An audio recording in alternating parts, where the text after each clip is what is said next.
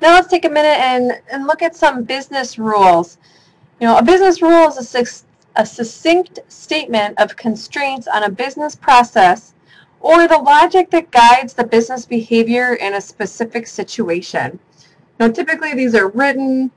They don't, however, influence the structure of the flow of the model. They establish multiplicities and class models and set criteria for branching. They're usually stated in short sentences.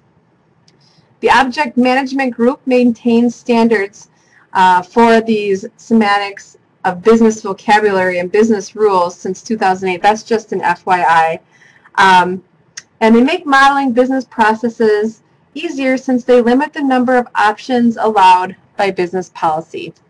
So let's just start off by maybe considering the following. Like, suppose a restaurant accepts cash or credit card payments as long as the credit card is American Express. Additionally, the restaurant only accepts U.S. currency and no checks. Let's take a look at these constraints, which we just talked about in types of rule forms. So the first one up is obligatory. This rule form states what should occur. Payments should be made in U.S. dollars. Prohibited, well, this rule form states what should not occur. So we should not be receiving payment by check.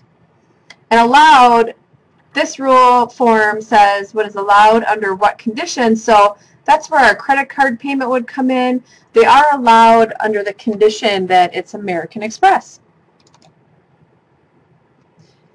Business rule, when it comes to enforcement, the rules must be enforceable. There are different levels though. There's strict enforcement where there's no violations allowed.